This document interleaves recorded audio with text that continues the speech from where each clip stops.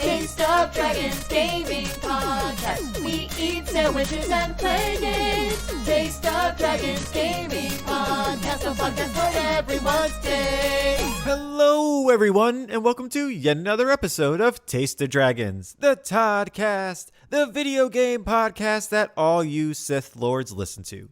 And this week, Troy's getting to the point with a boyfriend. PlayStation is modding stock prices. And in a news segment on the show, we're having a good old-fashioned food fight, y'all. Boom, boom. That's the sound of food throwing. Oh, is that food hitting people? That's as food. boom, That's boom? food. Yes, it's boom, boom. What are you throwing, plums? Yes. That's all I can think of that goes like boom. Man, don't throw plums. They're already like bruised. Watermelons? Thump. Whoa, I think it would be more of a squish. Boom, squish. Yeah, boom, squish. Yeah. Boom, ba boom, squish. Boom, Squish, squish, boom. the sound Boom, of ba, my boom, squish. heart. Go Squish. beat, Thank go you. beat. Boom, Come on, squish, come on. squish. Boom, Food boom. fight. Come on, food fight. And as always, my name is Brian. My name is Troy. Amanda. And I'm Joe. And no Hassel or Lewis this week. Love you too. Be well. Stay dry. Big hugs. Yeah, they're up in New York Yeah. and New Jersey, so they're a little wet. Big hugs to everyone out there. Yeah. It's really bad. So all our love and care out to all y'all doing the best you can in the Northeast and in Louisiana. It's been pretty bad. Yeah, it's just not a good week last week. The for them. hurricane is rocking and rolling through everybody. It's Yep. bad. Oh, it was real bad. It was. But real yeah, bad. if you're listening to this podcast and you're going through some rough times, hey, we're happy to be here for you. Give you a little something to distract you or something just to, pick you up after everything. Happy to be here. Yeah, definitely. And this is your friendly reminder to hit that like button and follow us and check our social media, especially our Twitter this week. We have been doing lots of stuff with the indie developers, and we've been talking a lot with the Indie Game Collective. Yeah. And we've got a lot of fun things going on this week. So pop over to Twitter, hit us with a retweet, a like, whatever you're willing to do. Pretty please. Yep. Awesome. And then I also like to start off with the question, as always. My question this week is, what was the game you played during school when you were in school? So, did you have, a Game Boy? Was it a Tamagotchi? Maybe even, Magic the Gathering? Did you, bring in cards? What was it that you brought to school to entertain yourself? I had multiple systems that I would bring to school with me, and I was not supposed to be playing with them while the teacher was teaching everybody. But I played Snake all the time on my calculators. I played with one of those stepping Pikachu things that had the little jackpot What? Yeah, it was like a Tamagotchi, but it wasn't a Tamagotchi. Oh, But it was like a right. Pikachu little, thing that you clipped onto your shoes. Or You your still waist took belt care thing. of it. It had pedometer and pinball. Oh, the pinball was great. Yeah. Yeah, and it had Wow. it had one of those slot machine games where you would Yeah. you would bet certain amounts of watts, and then if you were good at the game, you could really. I mean, I wrecked that game. Yeah. I had It was more watts than I broken. knew what to do with, and I was just feeding Pikachu 10,000 watts whenever he wanted them. It was great. It had gambling too. Oh yeah, it was awesome. This is a fantastic thing It to was the bring to 90s, school. baby. Yeah, thankfully I don't really like slot machines at this point in life, but I'm pretty sure if I could figure out how to break them, I would.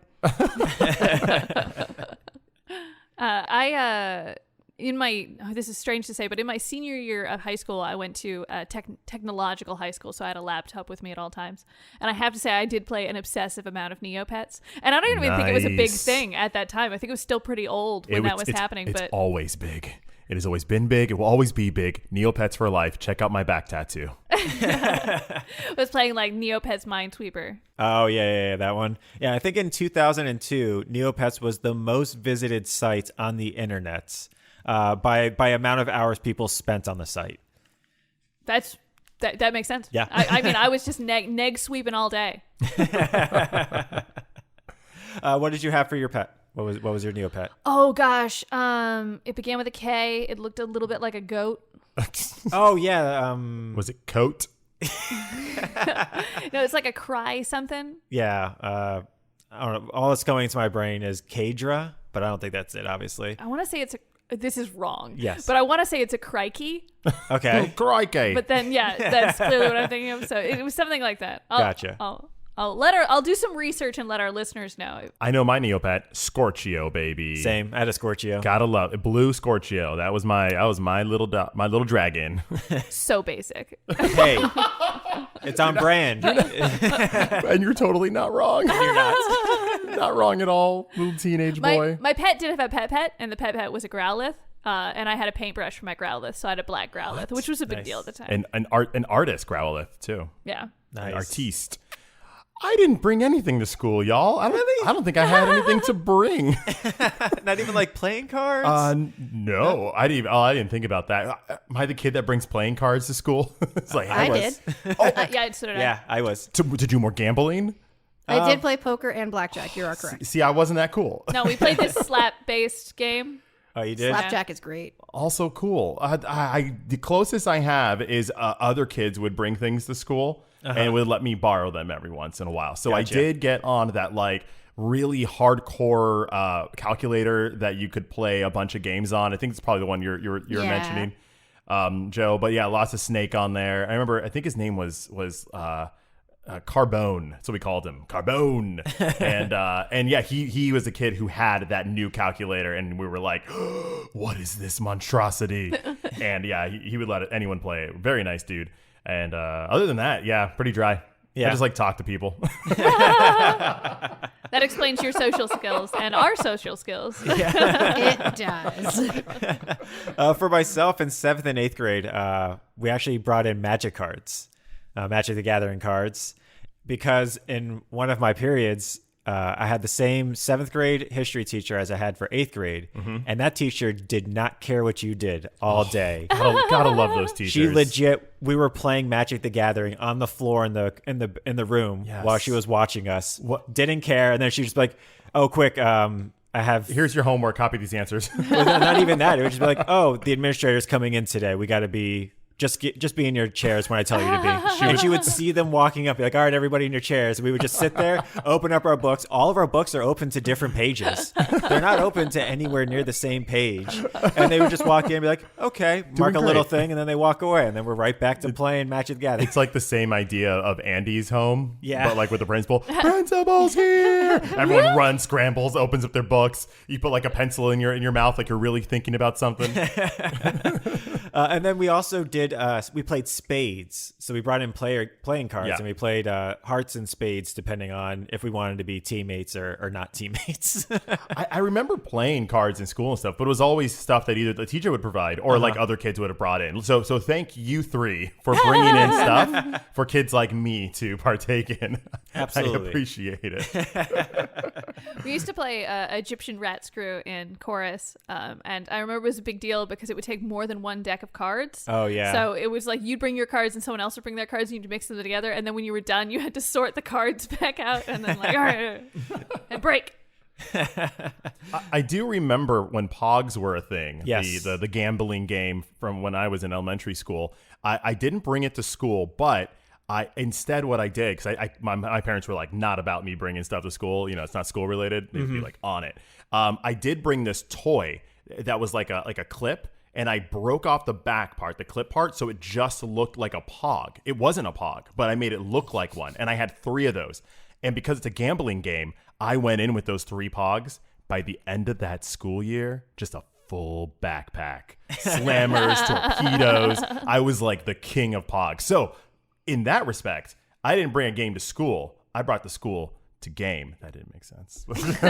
I was hoping to sound much cooler. I saw it on your face, too. You're like, ooh, this is going to be my hard moment, man. You didn't bring a game to school. You gamed the game at school. I gamed the game. Or I didn't bring the game to school. I schooled the game. There you go. There That's you what go. it was. Boom. It was there Thank you for somewhere. helping me workshop that, You're Joe. welcome. We're gonna edit this out. It's gonna sound right the first time. Nope, not. Damn it.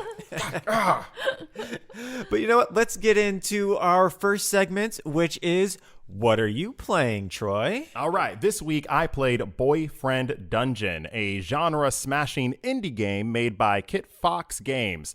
And it takes like classic dungeon crawling action and combines it with wholesome, complex dating sims. You may be asking yourself, how do you combine these two genres? Well, it's because you get to date your weapons, y'all. Ooh. That's right. You go into the dungeons with your swords, your scabbards, your brass knuckles, and then when you get out of the dungeon, they turn into people, and you can go on dates. That is the premise of this game. Do they ever turn back into your weapons? So, cool thing about this game is they actually fictionally explain Ooh. the whole weapon changing mechanic. And it's basically kind of like werewolf stuff where or they can, like changelings, they can actively turn into a weapon or turn into a human at will. Okay. And they're known as like the weapon folk, and people who can't do that are known as wielders. They're the people who can carry around these weapons and go on dates. It's like a symbiotic relationship. Is that Yeah. a shapeshifter requires someone to wield them after they have shifted into a sword or. Yeah, that's exactly right. And it's super sweet. And it's an accepted known in this universe that there are just a type of people that can do that. And maybe even generations of people that can pass down that genetic bloodline. I was not expecting there to be anything more in this game than just like silly, like fighting and then like very trashy romance. Like I remember this debuting at E3 maybe last year was the first I heard about it. Yeah. And the creator of it, Tanya X Short, she was just like, yeah, sometimes you're just, in a dungeon with your sword fighting and then you want to date them? Well, guess what? I'm like, excuse me? What? I never thought about it that way. One of the guys in the cover is definitely like a shirtless guy in a leather jacket, and there's the word dungeon, so I can see where you made the jump to like trashy romance Oh, you're novel. talking about Sunder, the Tall War sword? I have a question. Is there a bow staff weapon, and when they turn into a gentleman, they have a bow tie on? There's not a bow staff, but there is kind of like a long weapon, and it actually turns into kind of a smaller person. So because this is a game where you are dating shape-shifting weapons, obviously with the name like Boyfriend Dungeon, you're very much just like, okay, do I need to put the NSFW screen on here? And you don't. It is a very tasteful game. It doesn't get too explicit. It's mostly like implied stuff. Gotcha. It does get pretty steamy at times, but it's mostly very flirty and very, very, very heartfelt. Okay, I have questions. Yes. So when you say steamy, do you mean like the swords, like the boyfriends, they're hitting each other so hard that like steam happens and like there's sword glare everywhere? That means they're like shiny and they're smiling and their teeth are like bing. I mean, when they're fighting, you know what? You never really fight a sword person with a sword person. It's kind of like taboo. In what you do fight in this game is you actually go into dungeons. There's like a mall and then another area that you get to later on. But basically, this mall is filled with all of your personal demons, and it changes for whoever is down there based on what like your insecurities are. And so for me, it was like change in technology. So I was being attacked by like cell phones with mouths that are just like running at you, or like old television screens that like shoot static like electricity at you. Ooh. And like you're dodging and rolling, and you're using your sword, and you're kind of developing like a very tactful relationship with it as you're fighting with it. Which made me think of like, I have played other games where like you're playing with a weapon and then you kind of develop a relationship with that weapon. It doesn't go as far as like, oh, I want to date this weapon. But like when I think of the Master Sword, right? I take the Master Sword and I'm just like, by the end of that game, like I feel like that's my sword. Or even with Ghost of Tsushima, like I have my sword and I feel like such a bond between it. The creator of this kind of looked at that idea and was like, yeah, but like, what if they can go get like a latte? Like, what if you can do that? It's got a really good cast of characters. Some of my favorites is Seven, the K-pop love interest, who turns into a lightsaber. I'm sorry, a laser sword, I think is technically how they had to put that in there. That makes sense because they use a lot of the glow sticks during their concerts, which looks like a laser sword. Yes, that is perfect. And he's so sweet. He's like number 7. He's like the 7th person in the group. He's just like, I'm just in the background, but I'm here. Is he 7 of 9 different boyfriends? You know what?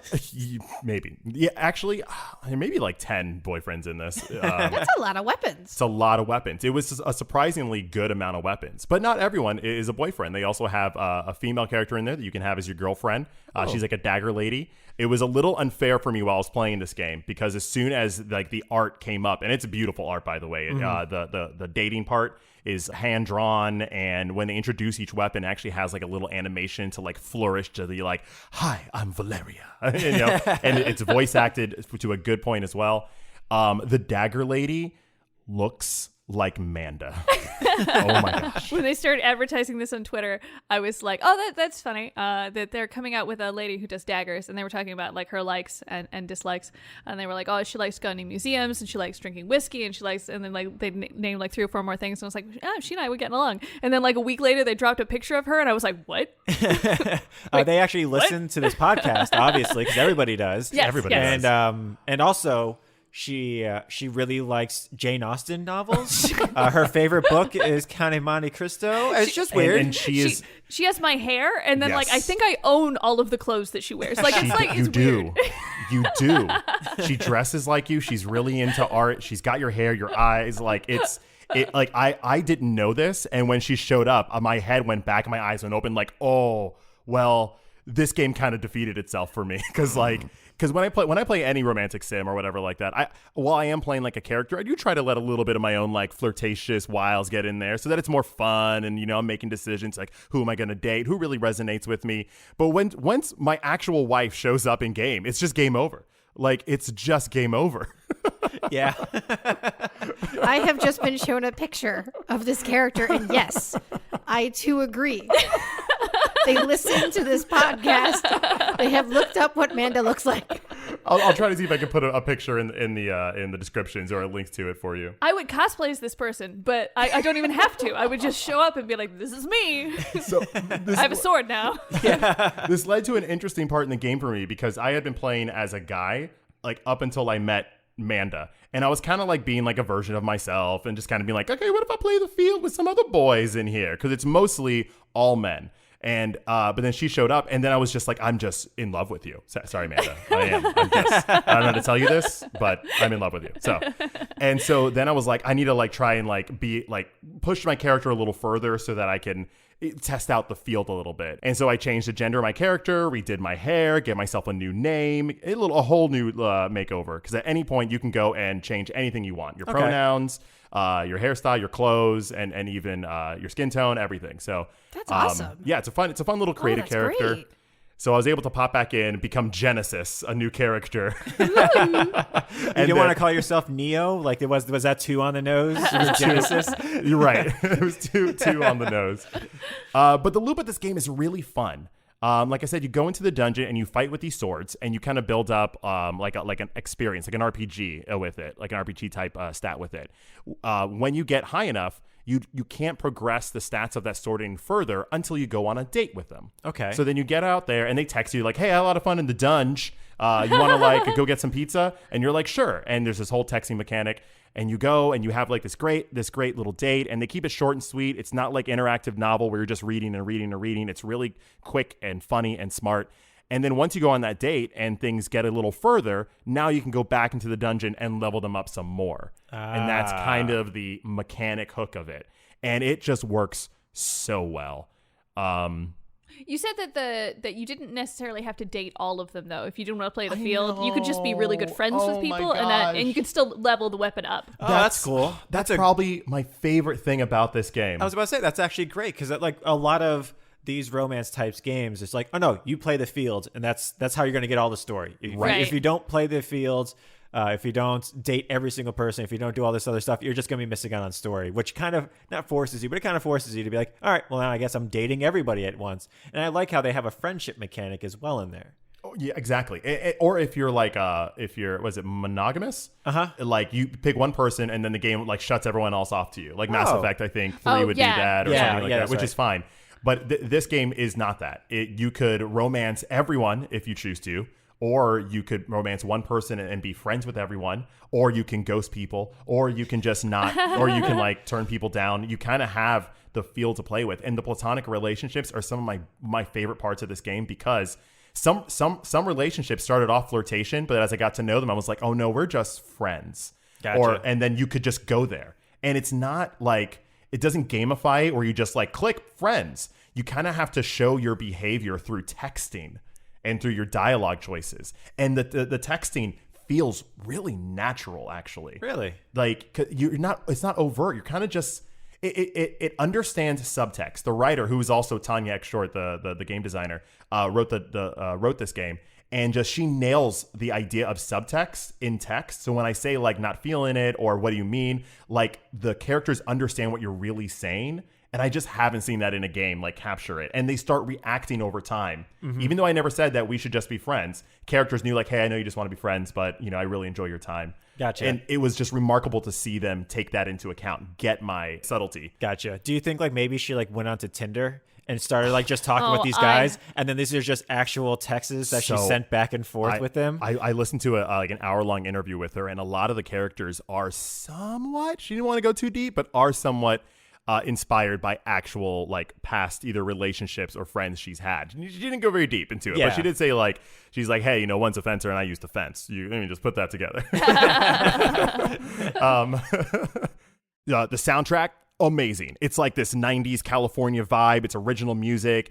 There's some songs that actually have like lyrics in it. So you're just like jamming. Like I'm in a dungeon and sometimes I forgot that I was even fighting in the dungeon because I just got so natural with it. And I was just rocking out to the music. I was just like, yeah, it's just like nice club music, just going, just feel good stuff. That's amazing because I do not put California music together with a dungeon, like, and that would feel natural to me. Well, it's because of the setting. You actually are in Verona, which is a fictitious coastal California town. Really? And the idea is you're like a young 20-something who's moving in with your cousin over the summer, and you've never dated before. And your cousin's like, hey, so I know you haven't dated. You want to like play the field and just have fun? And you could be like, yeah or no. And they're like, it's cool. You can just be friends with people. I'll just set you up on some from dates, and there's no pressure. So are we playing the 90s version of Romeo and Juliet? Yes, in fair Verona. You know what? I do get some of those vibes from some of the characters you date. There was definitely a Tybalt vibe with that character you mentioned, Amanda Sunder, the one with the leather jacket. Yeah. So which one's John Leguizamo? The one that she mentioned. That's one. Yeah, Sunder. It kills me a little that you remembered Fair Verona, but not which character John Leguizamo was. Listen, his John Leguizamo. I don't even know who he plays in the Mario Brothers movie. It's John Leguizamo. He's his kind own. of awesome, so yeah, I guess so. He's his own character. Okay, and I have to mention this. There's also a cat. I'm just going to say it. I'm not going to spoil too much about what happens. Okay. But I will say, for anyone who has heard there's a cat, it does not get weird. Okay. It is not like do weird things with the cat. Wait. You said there's a cat. Is this like is this one of the weapons is a cat? Yes. One of the weapons. Why would that get weird? Is a cat. That's a cat. You are 100% correct. My filthy brain was not there when I first saw the cat, and I was like, oh no, Gabe. no. Am I going to have a relationship with this cat? Is this going to get weird? Am I going to... Like the best kind of friendship, though. Like You're right. And I ended up having one of the best type of friendships with this cat. This is why women should make more video games. And this is why a woman did make this video game, because it doesn't get weird. Yep. And I love it. Right out the gate with the boyfriend dungeon, one of the first things her cousin says is like, oh, and we have dungeons. Oh, not that type of dungeon. No. I know it's weird, but no. And they just nip that right in the butt by saying, like, hey, this is going to be a little bit racy, a little spicy, but we're not getting crude with it. Yeah, the only ropes we use is for climbing, okay? Exactly, if you have to. Yes.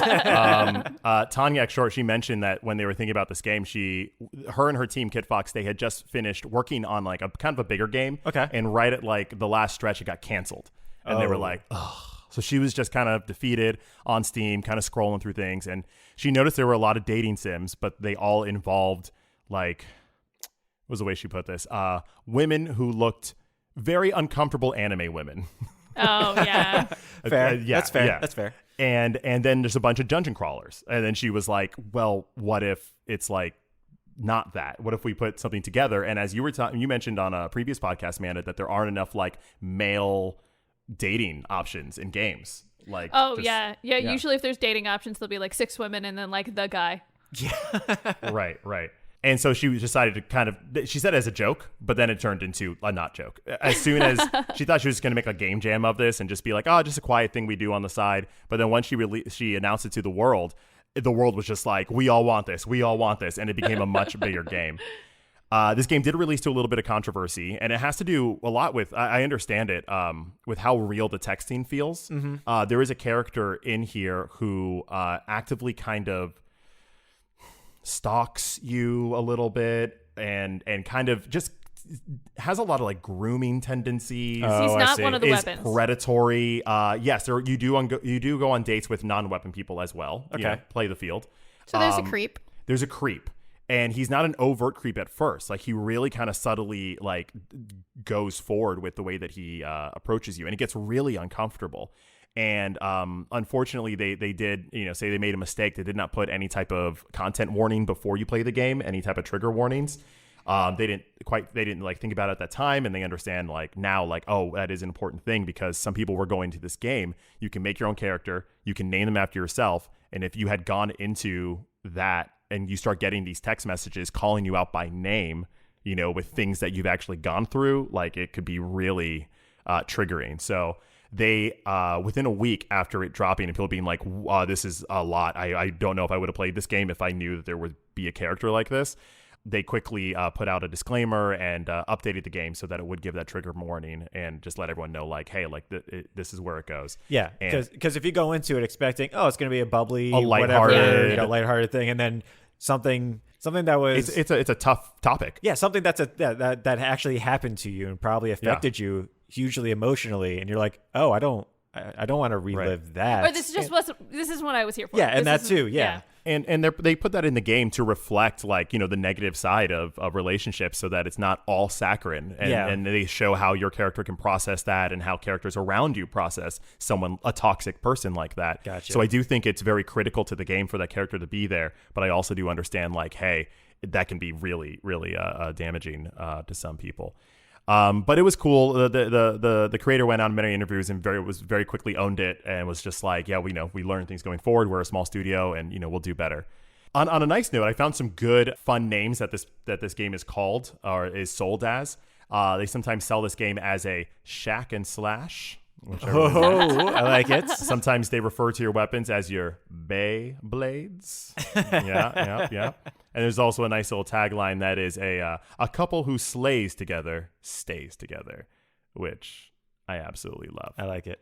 For my sandwich rating, I would rate this sandwich. If this was a sandwich, I would make it a clean Monte Cristo, not like a messy one, not like a big one. So no raspberry on it. Maybe no on the jelly, side. No jam. On the side. Jam Okay, on the cool, side. cool, cool. Okay. Dippable. Okay. I got Yes. you. I get So you. like powdered sugar, you got your ham cheese, Texas toast, powdered sugar, raspberry sauce on the side. Texas toast. What? Isn't that with Texas toast? No. Oh, but then regular toast. Okay. Yeah. Good. That's fine. That's fine. The game is super sweet, but just like a Monte Cristo, like it could be a little dangerous, which you want. You want it to be a little bit. You want to know that your heart just has like a year less to live after you eat that. Yeah. You don't know if your heart can handle this, is what you mean to It say. can't. Just The like- answer is it can't. Just like love, it's going to make your heart beat a little faster. There you go.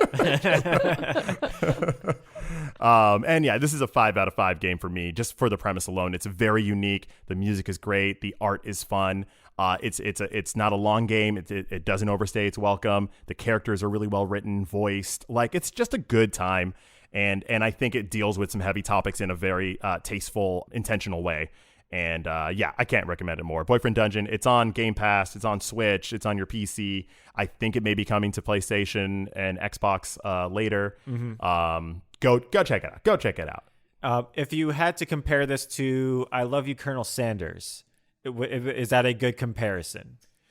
No, this is better than I Love You, Colonel Sanders. Because Colonel Sanders is just kind of like talking and all that. Okay. This one is like, hey, you're going to talk for a little bit, and then you're going to go fight things. You're going to actually be dodging and countering and thinking about strategy and what weapons you're going to bring down. There's a very Hades tactile approach you can take to the dungeon crawling that balances the interactive novel stuff. More importantly, if you had to date the dagger from this game or Colonel Sanders, what would you pick? Dagger all the way. Dagger all the way. That's my wife. Dagger all the way. My wife. Dagger. That's me. Gosh, Mandy, I did too. Even after I changed my gender and I tried to be like a different character, I was just like, yeah, but that dagger lady. Ooh, that dagger lady. She's so cool. She's got 2 daggers. And then I felt so silly because here I am playing Boyfriend Dungeon and I picked the one girl. And I'm like, damn it. I did play the field a little bit though. So Okay. I did. I was a polyamorous and everyone was on board with it. There was no cheating involved. Everyone was very, You're open and upfront. Okay, good. Yep, everyone was open up front. So was a dagger lady. She was polyamorous as well. So we were all good.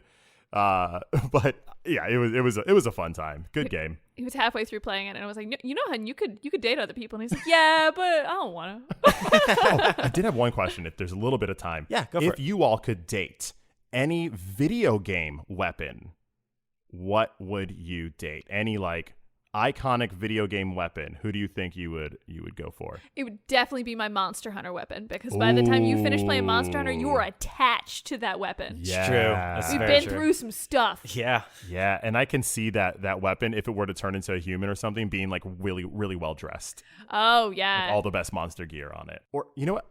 Maybe I'll tell you all what I think you would date. Okay. You tell us. Brian, you would 100% date the Masamune Sephiroth sword. That's what I was gonna say. What's funny, in my brain, I was going between the Buster Sword or the Masamune, but Masamune is what came into my brain first, and I was like, yeah, that's what I'm gonna say. It's objectively a sexier sword. Oh, I'm just, It's a because you know what? Sephiroth keeps that sword the entire game. Right? Cloud just tosses away the Buster Sword as soon as he gets other weapons. Cloud's just flipping that thing up in the air the Yeah, whole time. he doesn't No care care about in that the world. weapon. and like I get that Cloud's the protagonist, but Sephiroth is definitely more attractive. Oh, it's- right? oh, Yeah. Sword and person. I mean, on both granted, fronts, like, he's winning. He's not winning on the personality front, but Not so much. Neither is Cloud, though. that's true. Joe, if I had to guess what video game weapon you would date, I would say maybe the Master Sword. I do like the Master Sword. I would have went with like Lara Croft's bow. Oh,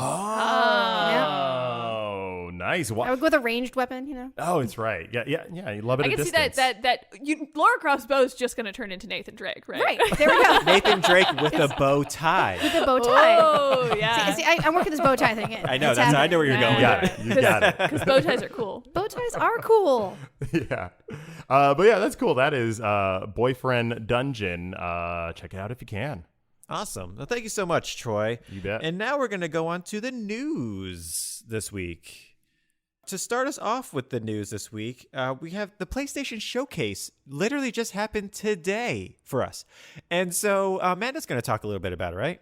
As Brian mentioned, we got to watch the PlayStation Showcase this afternoon, and instead of running this like other showcases, I'm going to run it the exact same way that Sony did, and I'm just going to talk about the new releases, because that's all we really care about, and Sony gets it.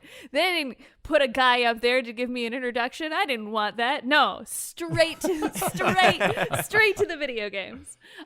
In no particular order, we got the announcement for Spider-Man 2. Nice. Which is both amazing because that game is going to be awesome, but also there are 2 Spider-Mans in it, and it's called Spider-Man 2. Nailed it on all Yep. fronts. Well, what's funny is this is the 3rd Spider-Man game, so it's funny. It's Yes, just yes. But it's not Spider-Man 3, it's Spider-Man right, 2, 2, because yeah. there are 2 Spider-Mans. That's right. Yeah, That's right. Yeah.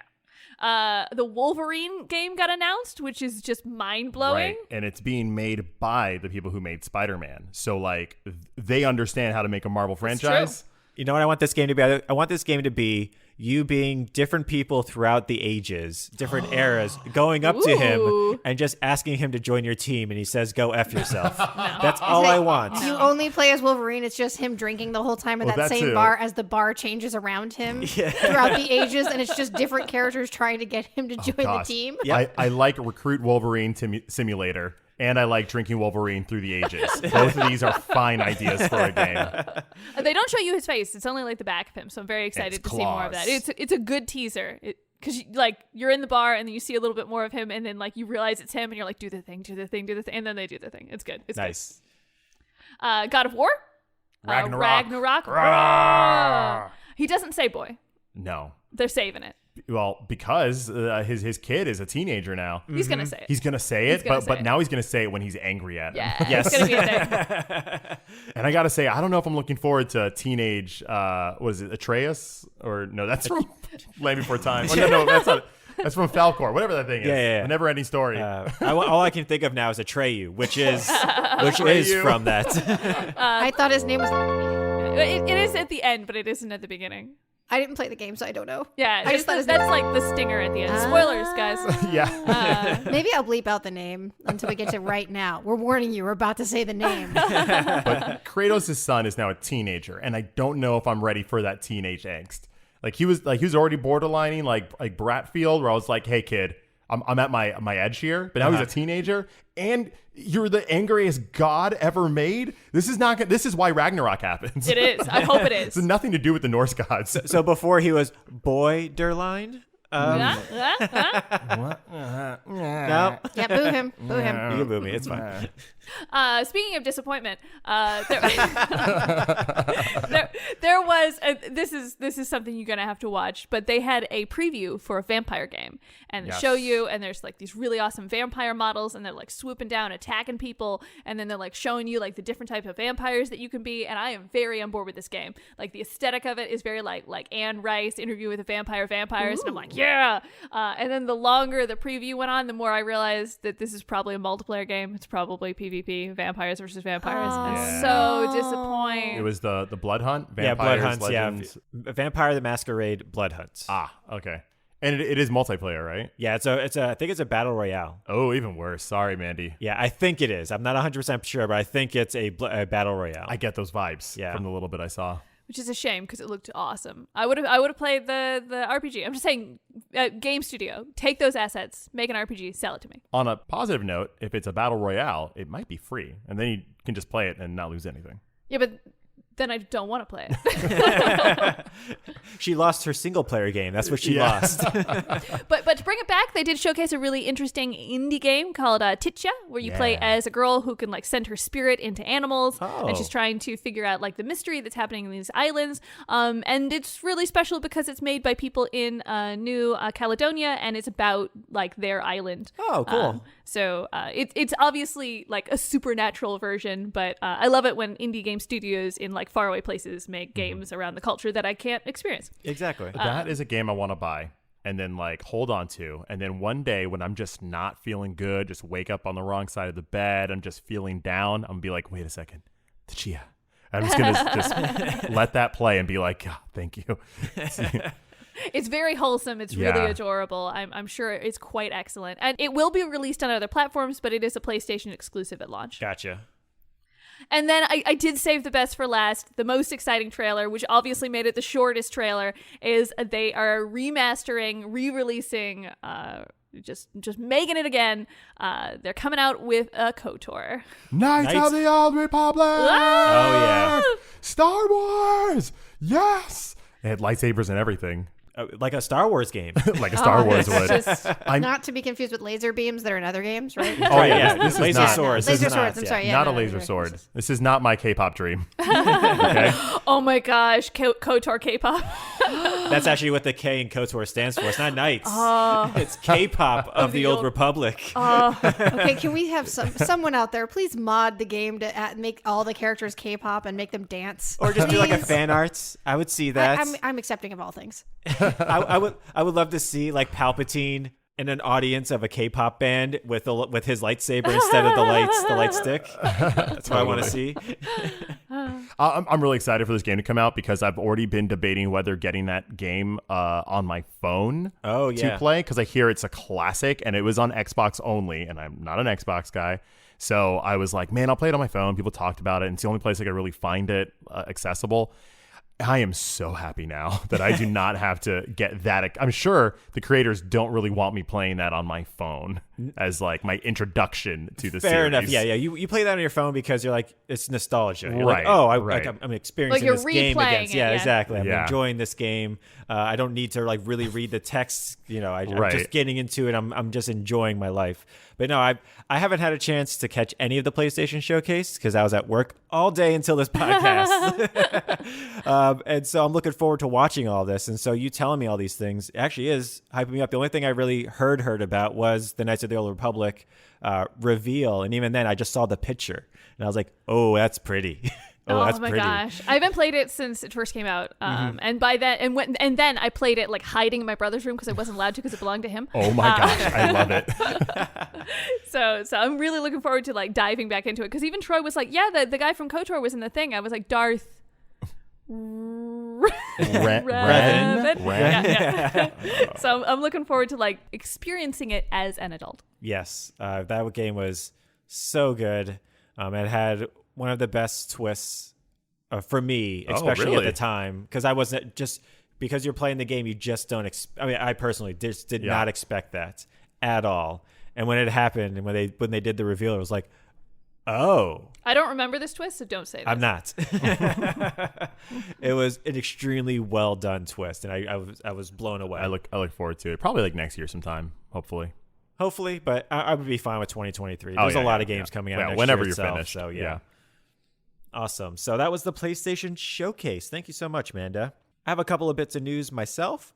So I'd like to start off with two of China's biggest gaming companies, Tencent and NetEase, has lost a combined 60 billion, yes with a B, of market value after investors had a massive sell-off of their stock. And the sell-off was sparked by China cracking down on their gaming industry as a whole, because they've started placing restrictions on their games. Oh, right. So like minors can only play for a certain amount of time every day. Right. And China also told the companies to stop being concerned with profit and start stop making games just to get money out of it, like the gacha games and that type of stuff, because it's just teaching the kids, hey, you're only doing this for money. Yeah. Type of stuff. I agree with one of those things and disagree with the other. Yeah, and the thing is, I kind of at least understand those 2 points. But then they also are doing other things where it's like, hey, cut out obscene and violent content. Like, hey, stop doing things that we don't agree with, which is just, stuff that it's just games. Like, it's just what happens in real life. And yeah. Some of the stuff is great. Some of the stuff is just, no, I don't think so. So yeah, they lost $60 billion. Let those 12-year-olds play games. Man. They can on Friday, Saturday, and Sunday for 1 hour. Oh, that's sad. Yeah. That's And They're just holidays- going to play on their parents' account. That's the thing is that they're saying they're cracking down on the parents that are allowing them to do Right. that now because it's a government run thing and it's about It's China. It's a culture I do not understand. Yeah. Yep. Yeah. Fair enough. Yeah, Fair absolutely. enough. Absolutely. And then in RuneScape news, a mod that You said that as if it's like a regular thing. It is in RuneScape news. You guys know RuneScape. We'll step into a time machine and go back. 2001 RPG, pixelated RPG. No, I'm not talking about KOTOR, okay? I'm talking about RuneScape, all right? I know like one person that right now is just wooing right now at home. There's a lot more than that, because in RuneScape news, a mod that has been in the works for over 2 years that would have made all the visuals look better, and they're calling it RuneLite HD, was just hours away from being officially released. Got a cease and desist from the creators, Jagex. Aw. And so you might be thinking, well, that's the right to do so, right? They're able to just say, hey, listen, you can't do a mod of this game. But in reality, they had already given their blessings to an earlier form of the mod called just RuneLite, and that's already out. And so Jagex claimed that the mod breaks the modding guidelines. Well, the modding guidelines that they're revising and will be out the following week. Oh. So in reality, it didn't do anything currently. And so, just perfectly normal stuff. That's just how, companies operate, right? And so the community staged a protest in game so huge that within 24 hours, Jagex reversed course and said, hey, it's cool if it releases, at least for now, because they're releasing their own version of an HD client themselves. Oh. Gotcha. So I'm sure they're probably going to charge for it as well. Yeah. And so if this is already free, Then why do that? So don't prevent these people from doing what they were going to do. Just hire them. Yes, and the progress. Yeah. Yeah. I was hoping. They did what you did faster than you did. Hire them. And that's what the creator of the mod, he was even like, yeah, I actually try to do all these different, like, hey, what if we just did this? How if you just let me release it until you release yours? How we do all these other things? And they're just like, no. And now that's exactly what they're doing. And then Troy's also got some modding news. Yeah. Let me check underneath the pamphlet here. Yep, some more modding news. So GTA Underground, it's Grand Theft Auto Underground, has been a mod game that's been in the works since 2014 and has just had a litany of lawsuits thrown at them by Take-Two Interactive, which is the actual makers of Grand Theft Auto. And it's just kind of, they finally got shut down is pretty much the story here that's happening. And the whole idea, though, for GTA Underground was that they were trying to make the most giant GTA world possible. They would take the world from San Andreas, where it was originally made from, and then combine it with the game world from GTA 3, and then Vice City, and then a Bully even, Manhunt, pretty much all these different games they were going to have exist in this one place. And they were just getting threatened over and over by Take-Two until finally, this is a quote from the maker, D. Kluklin, that due to increasing hostility towards the modding community and imminent danger to our mental and financial well-being, we officially ceasing development on this and taking everything offline. And this is something that this person has been working on with 2014 since they were 14 years old is when they started this community. Wow. And went into it. Well, once again, Mandy, I know it's not a perfect world, but I would love that idea of like, wow, you are combining all of our game franchises and you're 15.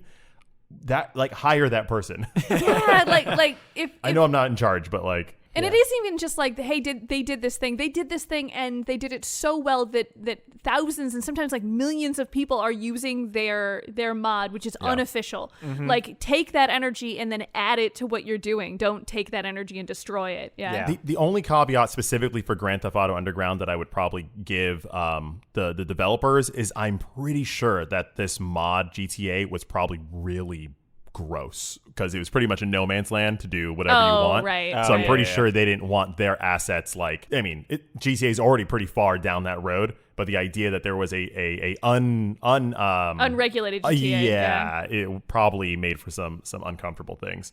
But it's gone now, so it's all done. Okay. All right. Well, that will do it for the news. And now we have a brand new segment that we're going to be bringing to you guys. We're going to have a food fight! Food Fight is the segment where we face off in a grueling video game debate. Who will emerge victorious? Who will hang their head in shame? Only time will tell. Refereeing this week's food fight is myself, Troy, joined with Joe. We'll try to be fair. No promises. It's just, both of our spouses. It's fine. They're not biased. No. But before we start, a quick legal message. The thoughts and opinions expressed during the Taste of Dragons food fight are presented for the sake of entertainment. The Taste of Dragons fosters a diverse and inclusive environment, and we support all types of gamers and gaming styles. But sometimes we just like to have a bit of fun! And that's what we're going to do here today. So, the topic is PC gaming versus console gaming. Which is easiest? On one side, on the PC side, we have Brian. And on the gaming side, the gaming console side, we have Manda. Manda, you will begin with opening remarks, if you'd like. Your Honors, I stand before you today as a man of the people. I'm just a down-to-earth citizen who enjoys simple things in life. Fast load screens, beautiful graphics, and most of all, the God-given right to play video games. The folks around here, the PC crowd, as you call them. Now, they might have you believe that proper gaming can only be done on a personal computer. That true games are not for the folks on the Xbox or the PlayStation. They are the corporate elite with customized gaming rigs, liquid cooling systems, and top-of-the-line graphics cards. But I'm here to expose the truth behind their metal exterior, to tear down their false claims of superiority and once and for all bring equality to the disenfranchised, the underrepresented, the console gamers. My main point can be summarized in just a few words. Playing on a PC is so much more work. Well, thank you, Manda, for sauntering on in here and giving us your thoughts. Now, all right, PC versus gaming console, which is better for gaming? Brian, you now have the floor. What is your statements? I don't have a voice. So. And then it's just silence. That's it. That's all. That's my opening statement. No, you just like beep, beep, boop. Yeah. Beep, beep. I am a robot. Boop, boop, boop. As a PC himself. No. Oh, man. Oh, that would be a good tactic. That would have been a good man tactic. would be attacking you personally. Yeah. So, okay, let's start with this. All right, let's go. Let's think of the word console, right? Mm-hmm. What does that even mean? Console, in plainest terms, means to comfort someone in a time of grief or disappointment, which is exactly what you're doing when you play, because you're not even on a PC, all right? It needs to actively remind you, hey, it's okay. I know you could be playing with better graphics, an easier control scheme, and gotten this game for cheaper on a computer, but I'm here for you. With a PC, sky's the limit. And the only limit is the time you have to play an almost unlimited amount of games in every single genre, including ones you don't even know existed. So while my colleague might try to sell you on any number of things on a console, just know this. She's only comforting your disappointment of playing a console. Wow. Joe, we have a heated debate happening right now. It's just gotten wild, guys. Oh my goodness. I wish I had a mint julep in my hand right now just to sip on and cool myself down. I mean, I'm hearing some pretty good points here. You know, we're hearing some things about ease and accessibility when it comes to using a console, but also like having way more options on the PC side. I don't know where this is going to go. What do you think? I'm not too sure. I do feel the same way. I feel like both have brought up very important points. They have consoled us in our time of need. They're not being PC about it. They're not being PC about it at all. You're right. So it's just, I can't wait to see where this goes. I'm excited. Me too. Well, we're going to go into our next round, which is going to be a free-for-all. Manda and Brian, you're going to go ahead and just open up the gates, and you're just going to have at it. Are you ready? 3, 2, 1. I want to point out, I believe yes? you should have started with a 4. Oh, okay, you're right. You're sorry. There you go. 4, 3, 2, 1. Ding, ding, ding. Free-for-all. I would be remiss if I didn't bring up the first point that you mentioned in Sure. your opening statement, which was all the time that you'll get to spend on the PC when you're playing the PC. And I wonder, how much of that time do you expect to be taken up by updates, perhaps to your system or your driver or your graphics card, or maybe your security system, or maybe those other downloads that you're going to have to inevitably install before you're able to play any of these games. For the console, I have one update, everything updates, sometimes a game. But for the PC, I mean, I could spend at least half that time updating all the different bells and whistles and such. It's daunting in order to update those things. I can see that problem, comprehending that as a console gamer. It's just trying to put your mind into it, like, man, 2 things, that's too much. I can't do that. 2? A listed 7, sir. At a time, I'm just saying. But it's just because PC is such a grand thing. It's not just playing games. You're also browsing the web. You're also, you're doing literally anything that you could dream of. I mean, after you download it and then restart your computer only to download something else and then get an update on that download and then restart your computer again. Well, maybe we have to update a couple of things, Maybe we have to do a couple of those things. But you know what a couple of those things are? Different marketplaces I can buy my games. And so I could go to almost any single website and buy a game, or I could just download a game for free because they're offering it for free. I can go to the Epic Store and I can buy a game for pretty darn cheap. And I love all the different game stores that you have as a console. Oh, wait, no, it's just PlayStation. Ooh. And you have to pay whatever price they deem that you have to pay. But you mention these games and you give the impression that it is as easy as clicking on a game and then playing it on your PC. But will that game even work on your PC? You could go to any number of these stores, click something, download it, only to find that maybe DriveX doesn't work on your application, or perhaps you don't have the appropriate graphics card, or your hard drive, or any number of specifications that only a robot would understand.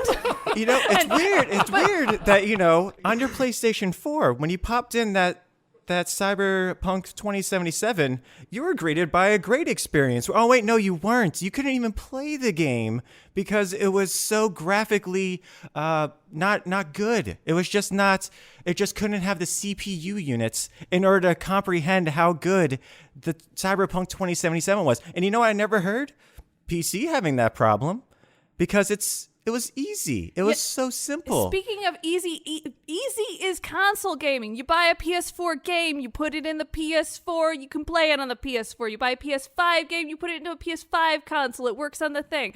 You buy Baldur's Gate for the PC, I have to go and do mathematical equations, and then I have to like hire a lawyer to come in and litigate between me and my computer to make sure that when I turn it on, it doesn't crash immediately. You're right. A D&D player would never want to do complicated math. You're right. They would never want to do just rolling the dice and seeing how it goes. No, you're right.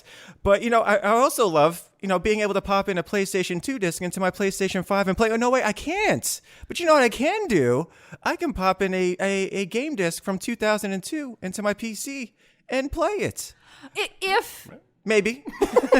With some work, you could do it. Sorry, Peanut Gallery is supposed to be less judgmental over here. I apologize. I was giving I've Brian had so some many very comments. judgy looks.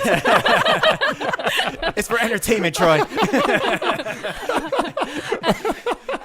You could play that game, indeed, if you have continued to update your laptop and or computer over time, which again is such a complicated process. I would like to point out that in 1801, Eli Whitney invented interchangeable parts, but apparently no one told the PC users. Did you just bring up interchangeable parts for a PC user? You Because buy- I love being able to interchange my PlayStation. Wait, no, I can't. I But can't. That's the point. if you buy I it know. for PlayStation, it works for the PlayStation. If you buy it Fair. for the Xbox, it works for the Xbox. If you buy it for the PC, again, you got to sit down and you got to open up an Excel document, some 3,000 pages long, and you got to find your model and then your number and then your hard drive and then your operating system. All right. Woo! Joe, I'm feeling prickly over here. got salty. I know. I Salty. like it. Man, the arguments have been put forth. It was a good back and forth. Now I'm going to go ahead and hear your closing statements. Brian, I'll allow you to have the first shot at your closing statement. Please go ahead. After all of this, I hope you all leave here with one piece of information. What the definition of console is. Thank you, Brian. Thank you very much. And Amanda, your closing statements. In summary, I hope my simple argument brought to light the injustice of our video gaming system and that you now agree we cannot place our faith in a machine that requires us to download updates and demands we resolve hardware riddles and that making purchases requires us to have a PhD in electronics. No, that is not the way. You can give me a console any day. Thank you for your time and your honors. Might I say, you're both looking mighty fine this evening. Why, thank you. That's I so was nice. kind of feeling this robe today. Thank you very much. It's really nice of you to notice. I gotta say, Joe, I learned a lot today. How about you? I did too. I learned a decent amount about definitions of words Yes. and how hard it is to do certain things. Eli Whitney? Wow, I mean, interchangeable goodness. parts. Who'd have guessed? Look at that. I Look have at so that. many consoles. I didn't know you could do that with other things. Yeah. Learn how little Amanda knows about the labels of different PC parts. I learned putting on a voice helps. It does, actually, because I know I was thinking I would probably give you guys a tie in this because you guys had very good points, but I'm sorry. That was a stellar Southern person, and I'm swayed. I don't know about you, Joe, but I'm swayed. My point goes to Mandy. It's hard to look past that. She did compliment us. It's I know. really Flattery? Really? That's what I had to put in my closing argument? Say that differently. Say flattery. Really, that is what I had to put in Oh, my yeah, you're right. You're arguments. right. Right. I'm just saying. You said that wrong. I listened to them as we played the Colonel Sanders game, and I learned one thing: that this voice can get you very far. And it does for It me. does. My wig's off. Gavel, gavel. I give you this argument. See, I have a point system. So for me, just that beautiful Southern accent, it clearly got a point. But then he used something like the dictionary, and I just love the dictionary. Gotta love the dictionary. So he got a point. And now they're even in my mind for their opening statements. And then the back and forth was really good too. The back and forth was A lot of food got thrown. there's so much food in the air still. I think it's still happening. It's just very difficult for me. I don't know, guys. I just she did flatter me. Really.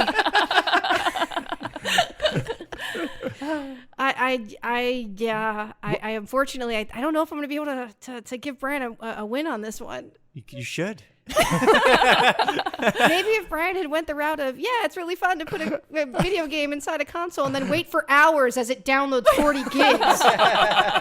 Maybe if Brian had went the route of, it's totally cool when you buy a new Nintendo and you can't play, you can't play anything without paying them again. It would have been so cool had Brian pointed out some of those things so that I could have given him a point.